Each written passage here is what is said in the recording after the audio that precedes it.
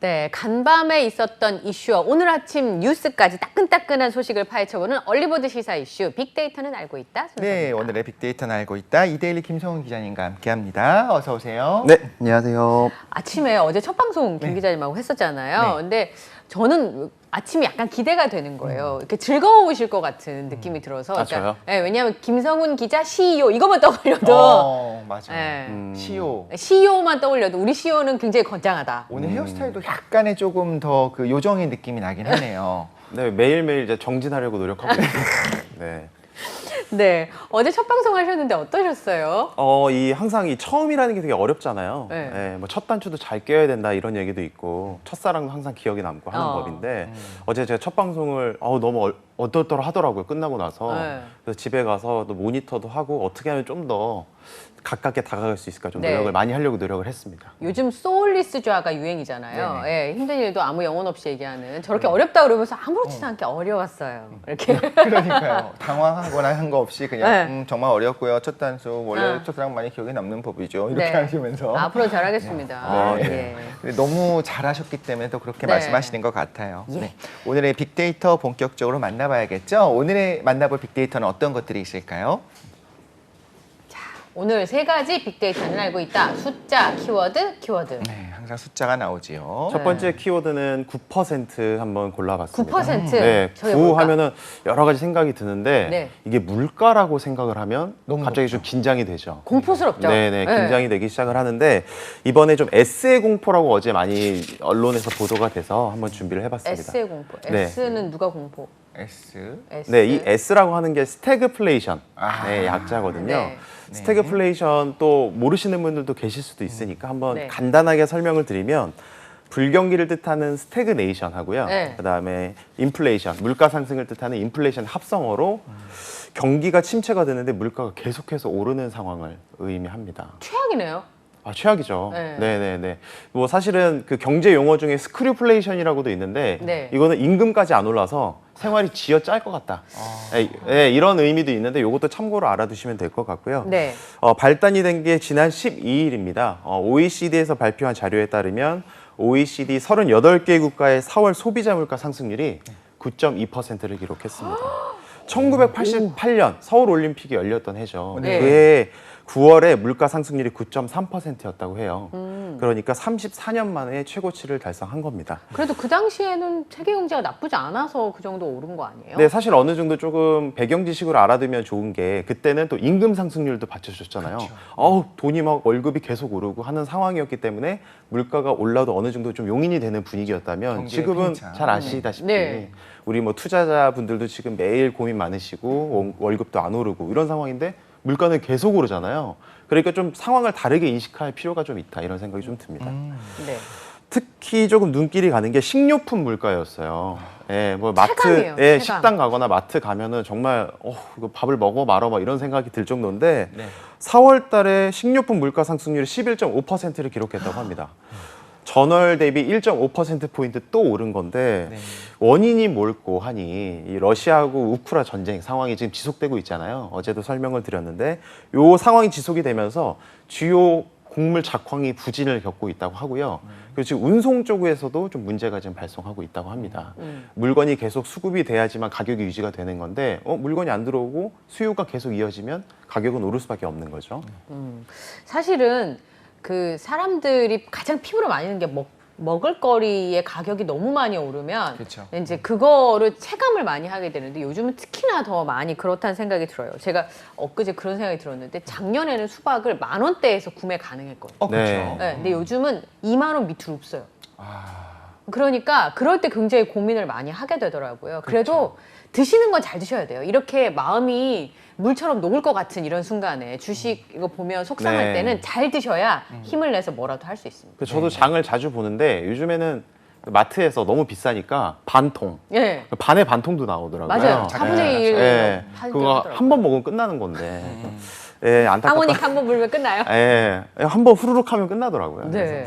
저 뭐 덩치 보시면 아시겠지만 5분이면 끝나기 때문에 좀 네. 아쉽습니다. 연간으로 OECD에서 또 경제 성장률 전망치를 냈는데 8.8%. 지금과 거의 뭐 똑같은 수준이 유지될 것이다. 네. 지금 이렇게 얘기가 나오고 있고 네. 이 역시도 88년 이후 34년 만에 연간 경제 성장률 전망치로는 최대치라고 합니다. 예. 이렇게 네. 되면 이제 이자를 걱정하지 않을 수가 없는 상황이 오지 않나요? 이러면 이제 금리 올려야 된다 네. 뭐 이런 얘기 나오는 거 아니에요? 물가가 오르니까 지금 금리까지만 오르고 있는데 네. 이제 0.5%포인트가 한 번에 오르는 걸 빅스텝이라고 하거든요. 지금 뭐 언론에서는 0.75%까지 오르는 자이언트 스텝 얘기 가지고 나오고 있어서 상당히 우려가 커지고 있는데 사실 금리가 많이 오르면 가장 걱정하시는 부분이 대출 금리잖아요. 그렇죠. 맞아요. 대출 금리, 대출을 왜 받겠냐 생각을 하면은 부동산 관련돼서 얘기가 많이 나오고 있는데 사실은 그 부동산 대출을 받다 보면 그 금리가 오르면 뭐 어제 기사로도 많이 나왔습니다만 한 달에 부담해야 되는 뭐 대출 원금 플러스 금액이 300만 원을 뭐 웃도는 수준이 될 것이다. 육박하는 수준이 될 것이다 얘기가 나오고 있어서 내 월급이 순식간에 사라지는 거 아니야? 통장되는 거 아니야? 이런 또 걱정이 통장. 돼서 또 며칠 전에 나온 기사를 보시면 월세가 지금 전세를 역전했다고 하잖아요. 그 얘기 많이 하더라고요. 대출금이나 뭐 어떤 금리가 너무 오르니까 이자를 내기가 벅차니까 차라리 월세로 조금 임시 방편으로 조금 주거 형태를 옮기자 이런 수요가 늘어난 것으로 파악하시면 될 것 같습니다. 예. 네. 좀 큰일입니다.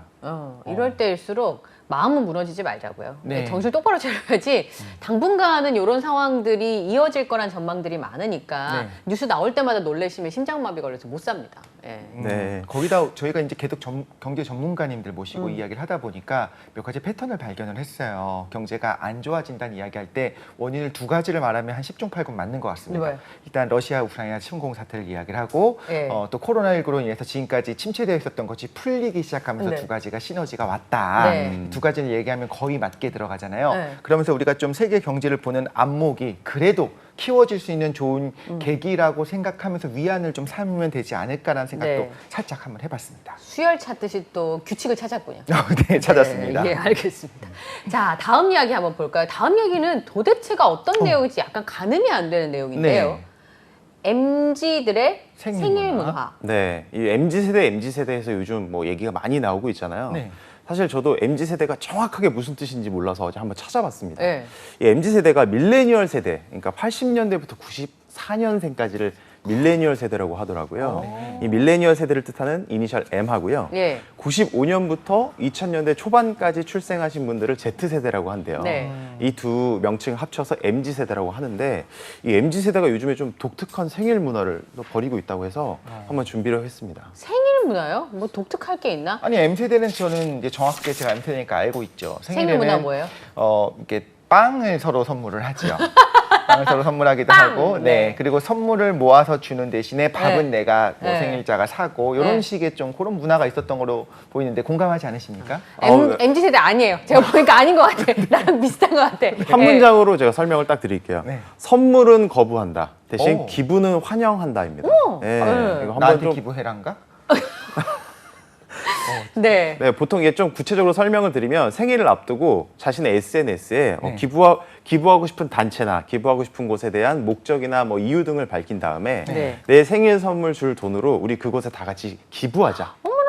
네, 지금 이런 문화가 퍼지고 있다고 합니다. 네. 아주 기특한 또 어떻게 보면 사회 현상이라고 볼 수도 있는 그러니까요. 거죠. 예. 실제로 이 기부 문화를 경험하신 분들의 인터뷰를 담은 그 기사를 찾아보니까 어느 생일 때보다 이렇게 보람되고 기쁠 수가 없었다. 맞아요. 네, 라는 반응이 있었습니다. 네. 사실은 저희들은 지금까지 잘 모르고 있었던 문화긴 한데 뭐 생각도 영미권을 잘 못 해봤어요. 그쵸. 예. 영미권 중심으로는 이제 뭐 벌스데이 펀드레이징이라고 해서 이런 문화가 서서히 자리를 잡고 있었다고 하는데 뭐 해외에 있는 뭐 여러 매체나 뭐 영화 같은 것을 통해서 국내 MZ 세대를 통해서도 이게 좀 전이가 된 것 같고요.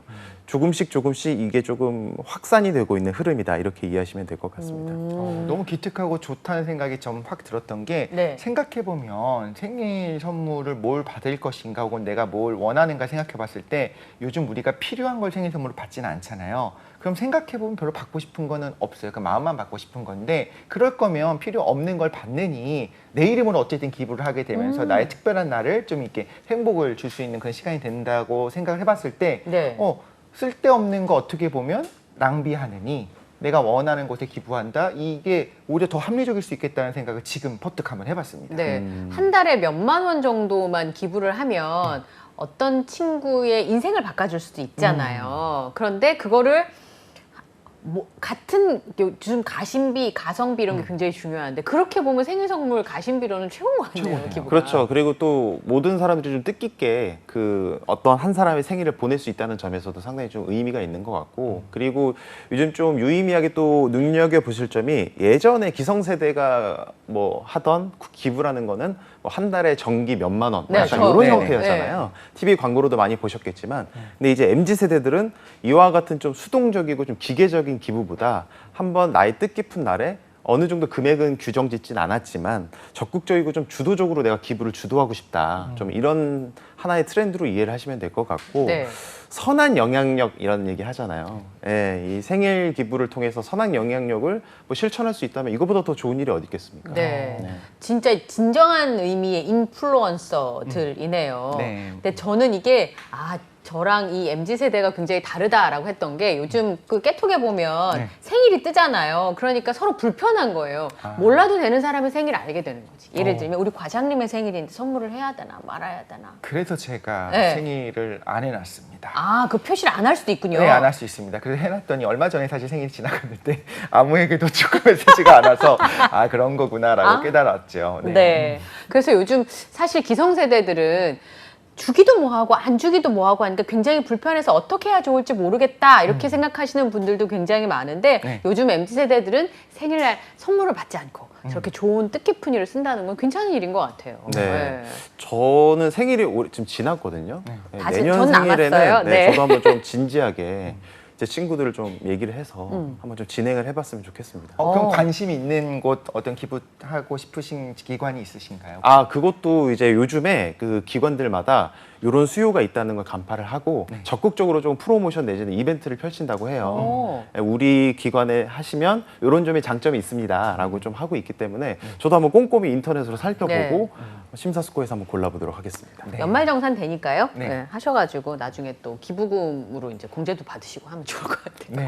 그것까지 신경 써주시면 그냥 감사합니다. 생각나는 거였어요. 예. 그게 이제 제가 Z세대가 MZ세대가 아니기 때문에 저절로 생각나는, 아이고 부끄러워라. 다음 근데 조금씩 넘어갈게요. 이렇게 소소하게 챙겨가는 것들이 즐거움이니까요. 저는 참 그러니까요. 좋은 것 같아요. 네, 한번 해보면 굉장히 기분 좋은 일일 것 같습니다. 네, 자, 마지막에 저건 뭐예요? 울릉공항입니다. 네. 울릉도 공항 생겨요? 네, 많은 분들 지금 모르고 계시는 분도 있으신데 울릉도에 공항 건설이 지금 이루어지고 있고요. 아니 울릉도 그 조그만 섬에 공항을 활주로를 만들 곳이 있긴 한지조차 모르겠는데 신기하네요. 저기 조감도인가 봐요. 저렇게 생기나 봐요. 어허. 네, 네. 지금으로부터 한 3년 반 정도면 네. 울릉도에 공항이 생겨서 네. 여기 이제 여객기가 오가는 시대가 열립니다. 야, 서울에서 울릉도를 가려고 하면은 일단 서울에서 뭐 죄송합니다. 포항이나 뭐 이런 항구까지 간 다음에 네. 무조건 경부까지 내려가야 돼요. 네, 그쵸? 그걸로 이제 KTX는 한 4시간 정도 걸린다고 하더라고요. 네. 거기서 또 배를 타고 울릉도까지 3시간 정도 이동을 해야 돼서 7시간, 편도 7시간이 걸리는데 네. 이제 비행기를 타면 1시간 생활권으로 바뀌는 거죠. 예. 이게 어마어마하게 또 발전을 하는 거라고 보시면 되는데 오징어 네. 물회 한번 먹으려고 응. 울릉도 가서 물회 한 그릇 먹고? 먹고 다시 이제 오는 것도 가능해지는. 그렇죠. 그렇죠. 네네. 이 울릉공항 건설을 찾아보니까 도서 지역의 또 이동 편의를 위해서 전국에 7개 소형 공항 건설 프로젝트를 하고 있는데 네. 그 7개 가운데 가장 진척 속도가 빠르다고 합니다. 네. 통상 이제 뭐 7시간 걸린다고 말씀드렸는데 1시간으로 이제 줄어드는 거고 저도 몰랐는데 매년 울릉도를 찾는 관광객이 40만 명이 육박한다고 해요. 아니 울릉도 그 주민은 몇 명이나 되는? 지난해 말 기준으로 했을 때 울릉도 인구가 8,888명이라고 제가 검색을 해서 봤거든요. 8888 네. 명이 8,000명, 한 9,000명 정도 사시는데 같은 관광이 40만 명이에요. 네, 코로나19가 한창이던 지난해에도 30만 명이 넘는 분들이 방문을 하셨다고 하니까 이게 방문객이 심상치 않다. 네, 어느 정도 좀 이동 편의가 필요하다. 예. 네. 신혼여행 많이 갔어요. 그래요. 그러니까 제주도 신혼여행을 이제 국내로밖에 코로나 때문에 못 가시니까 네. 울릉도를 이색적인 신혼여행지로 꼽는 젊은 친구들도 굉장히 많이 있었는데 사실 저도 울릉도 가보고 싶은데 제일 힘들었던 게 뭐냐면 배를 3시간 탈 자신이 없었거든요. 그쵸. 멀미를 너무 심하게 해가지고. 근데 공항이 생기면 다니기가 굉장히 좋아질 것 같다는 생각이 좀 들기도 하네요. 네. 예. 근데 실제로 이제 울릉공항이 완성이 됐을 경우 울릉도에서는 관광객 인구가 30만, 40만 명에서 최대 100만 명까지 늘어날 수 있을 것이다라고 보고 있는데 네. 그도 그럴 것이 저도 1시간이면 갈 수 있다라고 하면은 저도 울릉도 한번 가볼 것 같거든요. 그렇죠. 그러니까 충분히 뭐 관광객이 더 비약적으로 발전할 수 있다, 증가할 수 있다 이렇게 보시면 될 것 같습니다. 예. 특히 이 울릉공항이 특이한 점이 이 케이슨 공법이라고 하는 이전에 없던 공법을 사용하는 건데요. 네. 뭐 조감도를 보시면 아시겠지만 갑자기 울릉도 같이 생기지 않은 그런 공항 오. 같이 요거는 지금 네, 제주 제주 제2공항 제2공항이고. 새만금공항이고요. 네. 바로 직전 걸로 보시면은 네. 아까 이렇게 길게 나와 네네, 있던 거 길게 말고 나와 바다 위에 있었는데 있었죠. 네. 네. 그게 이제 새로 없는 땅을 만들어서 메워서 네, 바다 위를 메워서 만드는 공법이기 때문에 상당히 좀 새롭게 지금 시도되고 있는 공법이라고 합니다. 네, 어떤 뭐 바다 위에- 간척지를 만드는 거랑 좀 다른 개념인 거겠죠? 아니 네. 근데 가라앉지 않을까요? 아, 저게 이제 공중에 띄워놓은 거는 아니고 네. 말하자면 어떤 블럭들을 안에 넣었는데 원래 건물을 짓는다고 하면 대지를 이제 판판하게 잘 다져야 되잖아요. 그래서 잘 메우면서 가야 되는데 저 부분에 위치하는 구조물들이 활주로만 있다 보니까 아주 무거운 무게를 버틸 필요까지는 없는 거예요. 그래서 구조물들을 콘크리트로 만든 구조물들을 집어넣어서 어떻게 보면 얼기설기 지어 넣는 거죠. 그리고 그 위에만 편편하게 하는 공법을 쓰게 된다고 해요. 사실 외국의 사례들을 보면 바다 위 공항을 짓는 사례들이 워낙 많이 있다 보니까 이런 공법들에 대한 소개도 많이 되어 있었는데 우리나라에서 이제 최초로 이런 공법을 사용해서 네, 짓는 맞습니다. 공항이 되는 거겠죠. 비행기가 작은 거가 이제 왔다 갔다 해야 되겠다. 그쵸? 저기 이렇게 막 큰 활주로는 아니니까. 네, 뭐 그죠? 대형 이제 국제선 여객기보다는 네. 이제 국내 인구를 중심으로 하는 이제 소형 여객기 위주로 오갈 것 같고 네. 하루 평균 2,000명 정도 방문하는 거를 목표로 지금 공항 건설을 하고 있다고 합니다. 예. 지금 공정률이 20% 정도 진행이 됐고요. 올해 연말까지는 32% 진행이 될 거라고 하니까 아마 지금 무리 없이 순차적으로 진행이 되고 있는 것 같습니다. 예. 예전에 방송하시는 분들이 울릉도 여름휴가 갔다가 방송 시간에 맞춰서 못 와가지고 전화로 오프닝을 하고 뭐 이런 일들이 있었거든요. 그래서 울릉도는 방송하는 사람들은 여름휴가로 가면 안 돼. 날씨가 나쁘면 배 타고 못 나오잖아요. 그렇죠. 예. 그래서 이제 그런 사고가 종종 있었는데 앞으로는 뭐 그럴 일이 그렇게 많지 않겠네요. 그렇죠. 예. 앞으로 울릉도 한번 꼭 가보고 싶습니다. 네, 울릉도 정말 좋다는 말은 정말 많이 들었어요. 네. 제주도가 이렇게 많이 개발되기 이전의 그런 천혜의 자원을 그대로 갖추고 있다. 네. 사실 이제 환경단체에서는 조금 우려하는 부분도 있을 텐데 이제부터 이제 개발을 어떻게 보면 시작되는 단계잖아요. 그럼 과거처럼 난개발을 하는 것이 아니라 환경과 보조를 맞춰가면서 정말 이게 자연을 보호하면서 개발을 한다고 하면 정말 모든 면에서 좋은 좀 좋은 선례로 남을 수 있지 않을까 좀 기대할 수 있는 부분이 있지 않을까 싶습니다. 네. 아, 오늘 얘기 굉장히 재밌네요. 아, 빅데이터는 알고 있다. 지금까지 2대12 김성훈 기자와 함께 MZ 생일 문화에서부터 울릉도까지 갔다 왔습니다. 네네. 네. 내일도 시효는 기대를 하도록 하고요. 오늘은 보내드려야 될 것 같습니다. 오늘 말씀 고맙습니다. 네, 감사합니다. 예.